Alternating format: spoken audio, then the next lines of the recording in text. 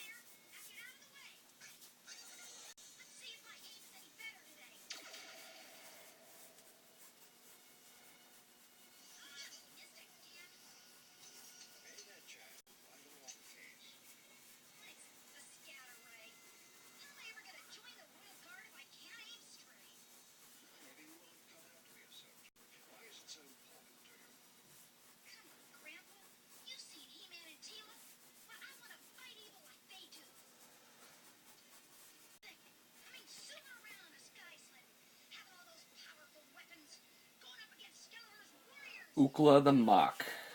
That's who I'm doing today. From Thundar the Barbarian.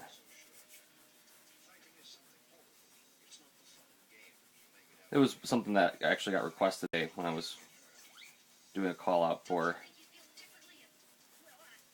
ideas for sketches. And there's not a whole lot of detail on Ookla, and I'm just trying to get my inking lines warmed up for the day to do some like long. The next piece I gotta do for freelance has a lot of detail on it, so it's gonna be a little bit more technical. I wanted to warm up something a little bit looser.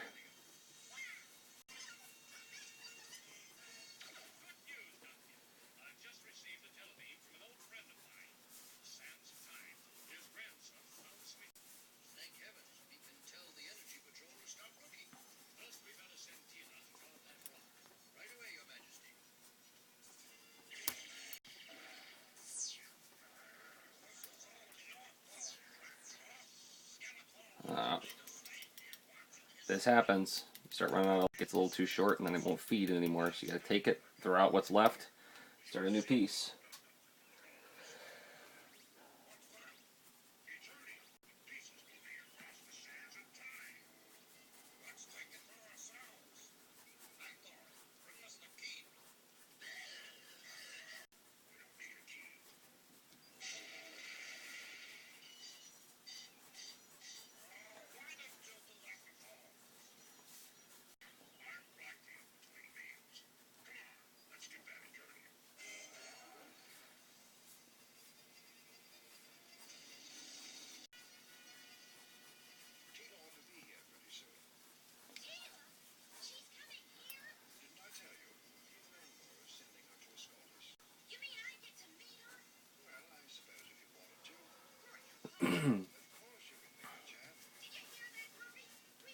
I don't know if you can tell, I'm working on a slightly larger sheet of paper today. I usually work for these little sketches on a sheet about this big, but I went for just a letter-sized sheet of Bristol. That's what I had cut on my desk.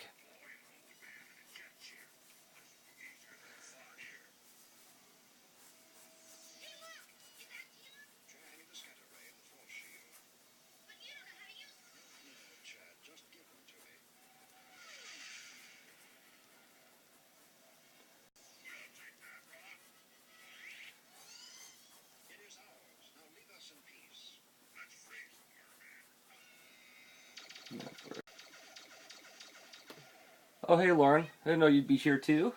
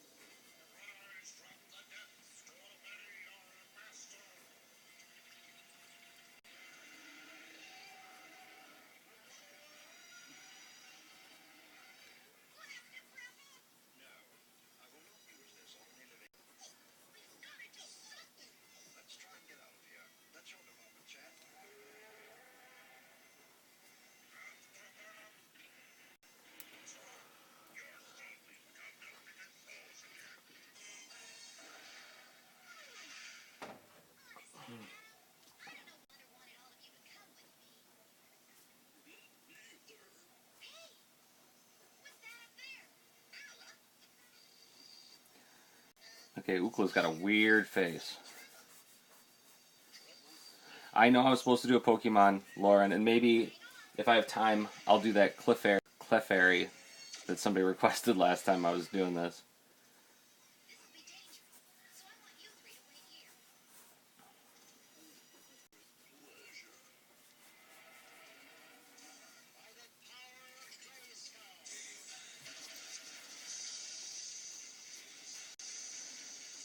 Today's challenge is trying to do a more static pose, just standing, not actually going anywhere, and trying to get a sense of power out of it.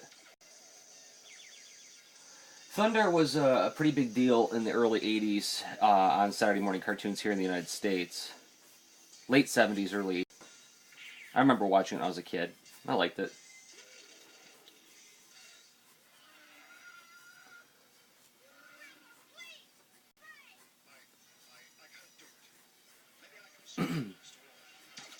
And most people will admit that it was highly inspired by a lot of other stuff popular at the time. I mean, like Conan the Barbarian, Star Wars. But what made it kind of unique for its time was post-apocalyptic Mad Max kind of future on a Saturday morning cartoon for kids. I mean, the opening credits start with a catastrophe destroying the Earth as we know it in 1990, which is a pretty crazy thing for a little kid to see at that time, especially when parent groups were so worried about cartoons damaging the minds of youth. All right.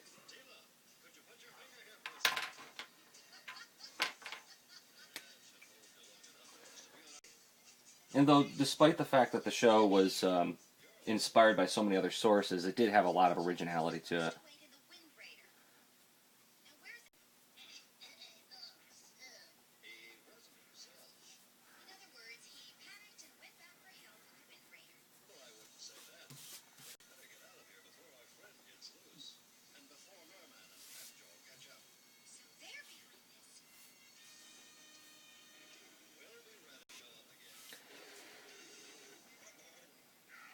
Let's get some of the background stuff done first while my brush is dry.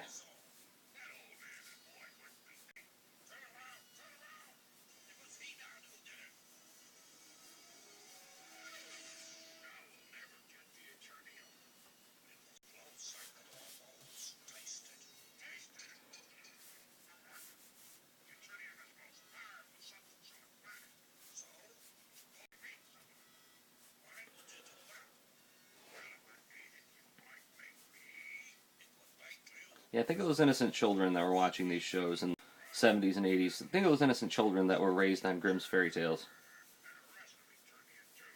Or even Hans Christian Andersen, for that matter. With the Steadfast Tin Soldier. Fir Tree.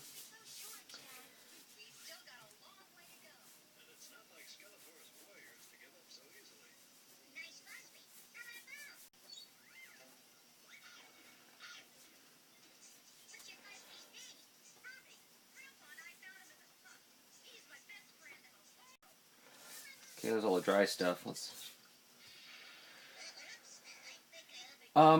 Sometimes when I think ahead, I'll plan. I mean, like right now when I found those first lines, I realized that the brush is really dry right now. I haven't charged it up with some fresh ink, so it was an opportunity to do all of the dry brush effects in the background before I actually get into inking of the figure. I don't always think ahead like that. Well, it looks like my well is getting a little empty. Might be time to refill it. Might be time to order some stuff called Badger Black Opaque Airbrush ink.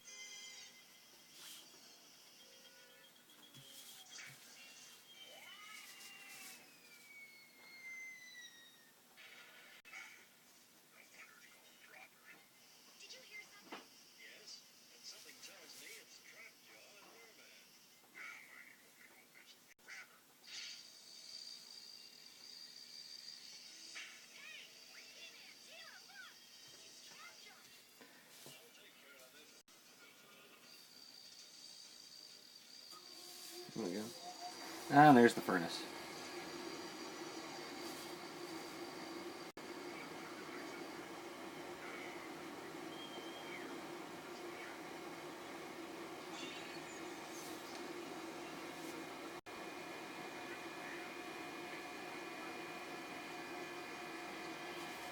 These smooth lines, yeah, are years of practicing and practicing and practicing. I remember when I first started inking with the Crow quill back in 2002.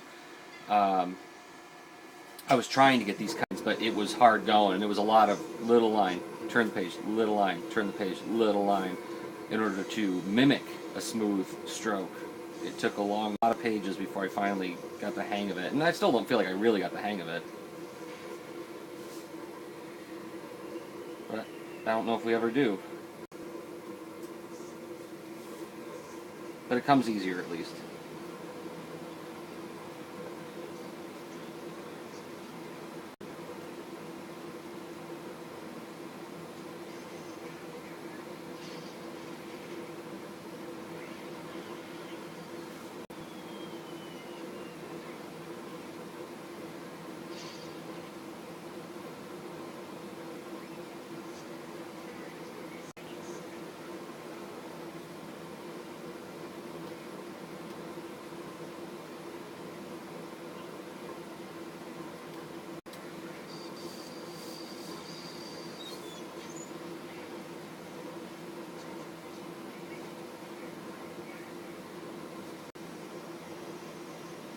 Yeah, probably was. I wondered when that would start happening. Because that's what we did, talk show shows, that kind of stuff happened all the time.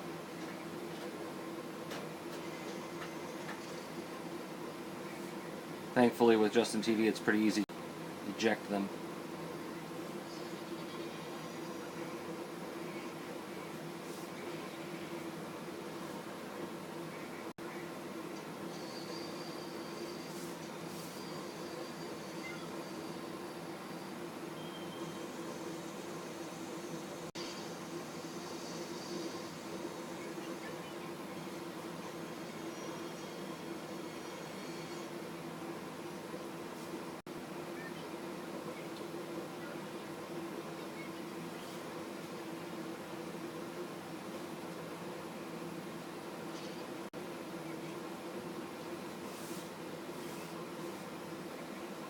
Now to get to work on his nutty face.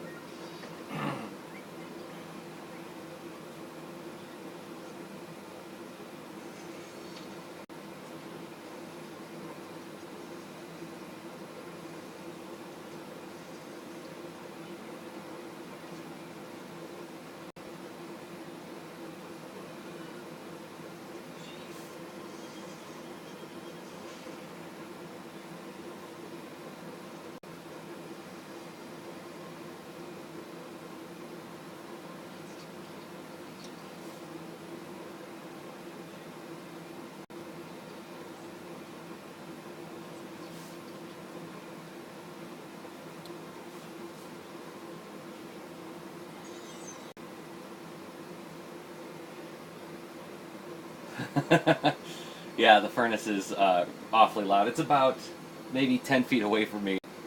Why it comes in so darn loud whenever I'm doing these streams.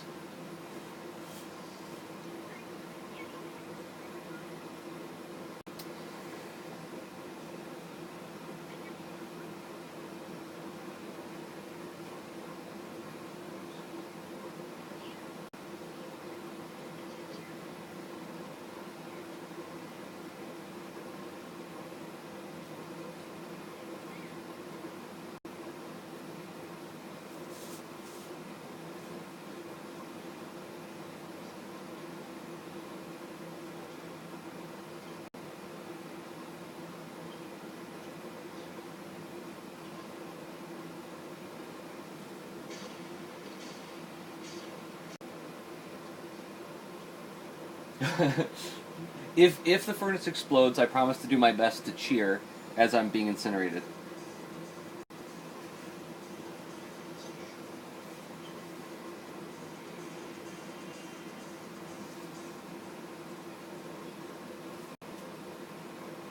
My brother Elliot is working on a new theme song for me for a new project I've been kicking around, and he asked me to send him some audio recordings of children cheering and laughing because he said he can't imagine a theme song for anything I do without something like that involved.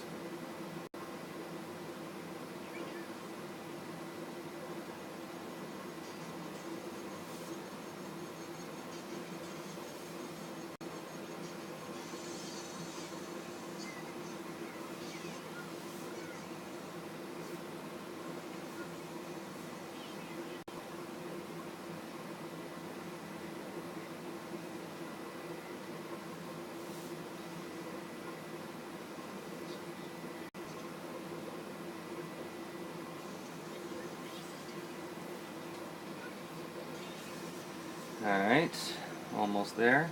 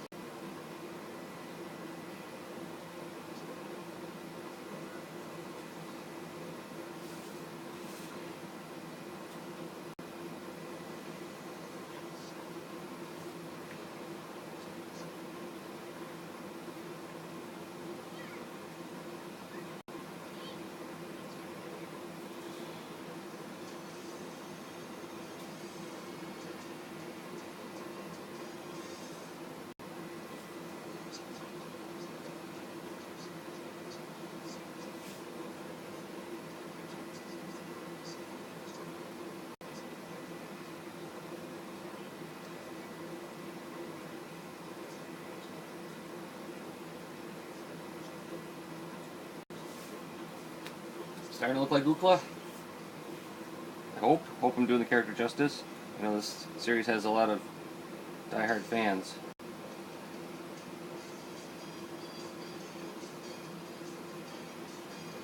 I also wonder if I'm just a little bit nervous about taking on Pokemon because I feel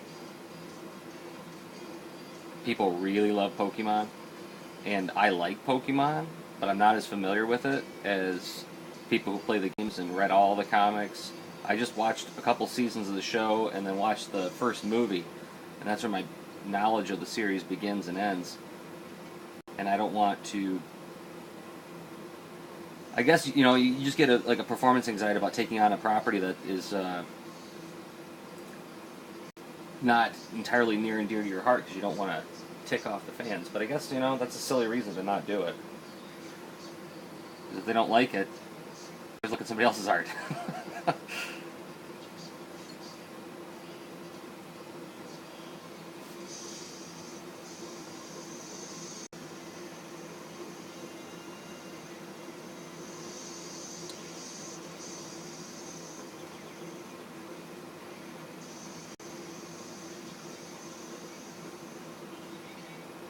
I guess it'd be no different than me being worried that, like, if I drew Green Lantern, that some Green Lantern fan is going to come in and scream at me. You're doing it wrong.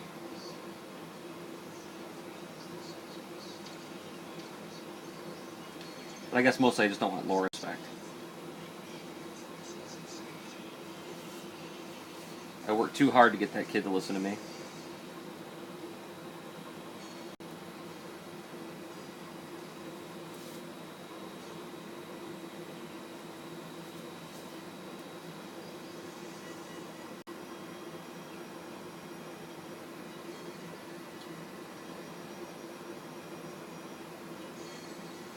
Well, that's just it, Renee. If you really take your craft seriously, then anybody can be a source of instruction. A story that Dan Mishkin likes to tell, that I like to repeat for, is Kurt Swan, in my opinion, one of the greatest Superman artists of all time. I love his work. He was drawing Superman in the 60s. Along come the 80s, and a new upstart named George Perez, who is a fantastic artist, started drawing the Teen Titans and some Superman stuff. And Kurt Swan asked George Perez for advice on the way he did certain things. Said, how do you do that? Show me how you did that. If you love your craft, you're not too big to take instruction from whoever can do it well. right? You know that. I'm only repeating it out loud for those who are watching this after the fact.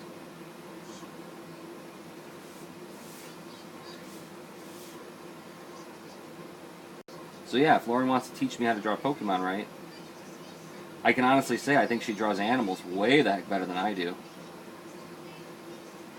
And that's false modesty. That's the truth. Few people can draw animals as well as Lauren can.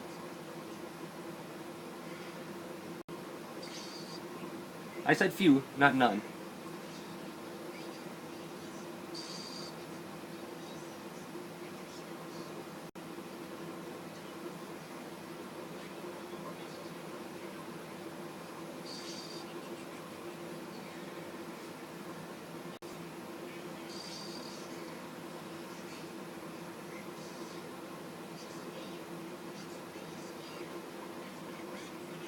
No, Lauren, you were a good student. You were the one who asked me to teach that class, after all.